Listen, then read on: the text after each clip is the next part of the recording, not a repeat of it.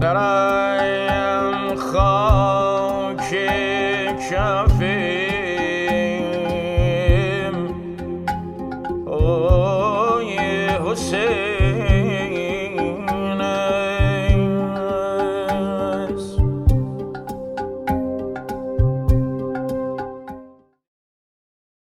آقا محمد عزیز، در خصوص فرضی میخوایم صحبت بکنیم که یه فرض محال نیست.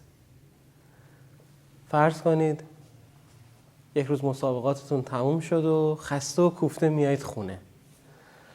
وقتی مادر در رو براتون باز میکنه به شما میگه که آقا محمد مهمان داریم.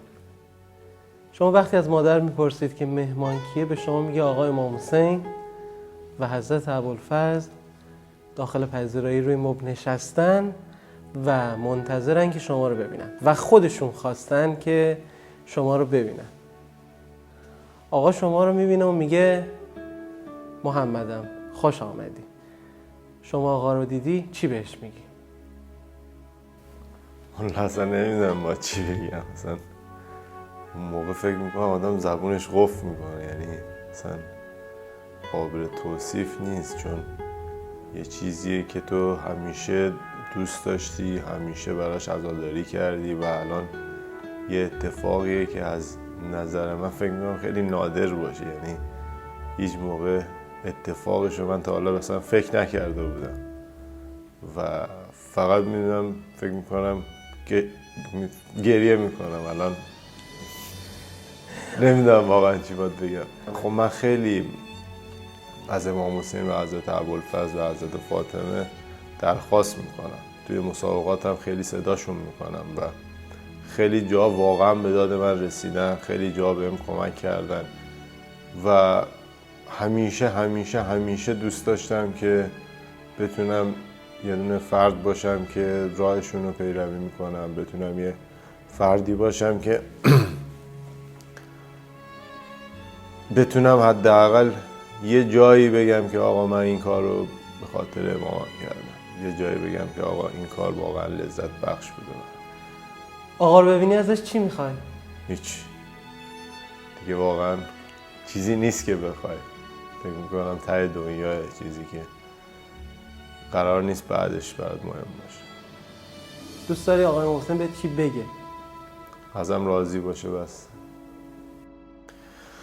ببینین اول از همه بگم که واقعا یه افتخاریه که بتونم جز اون 72 تن باشم و فکر نمی کنم این قسمت بشه، ولی اگه بشه مطمئنا دوست دارم صف اول باشم و با علم بر این که میدونم چه اتفاقی میفته توی اون جمع تمام سعیم بکنم، تمام چیزی که بلدم و تمام چیزهایی که حتی بلدم نیستم بتونم اونجا انجام بدم.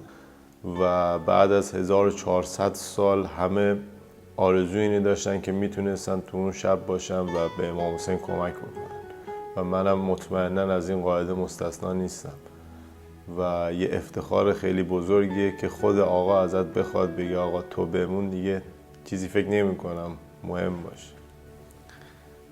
اگه امام حسین 2 تا پلاک خونه باز فاصله داشته باشه و همسایت بشه چیکار میکنی؟ نمیدونم واقعا نمیدونم، نمیشه توصیف کرد. فرض کن همسایتونه، میدونی که 2 تا خونه اونوری خونه امام صبح تا حسین. شب تو خونه‌شن دیگه. ما رو باید بندازه بیرون دیگه، ما بیرون نمیریم.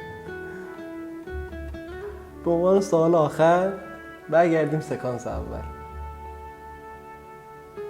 آقای امام حسین اومد باهات صحبت کرد، تو هم باش درد و دل کردی. ساعتها 2 تایی نشستید، 3 تایی نشستید با هم حرف زدید. الان سبک شده محمد رهبری. آقا میخواد بره دیگه جلو دره، میخواد خداحافظی کنه باهات. با آقا چطوری خداحافظی میکنی؟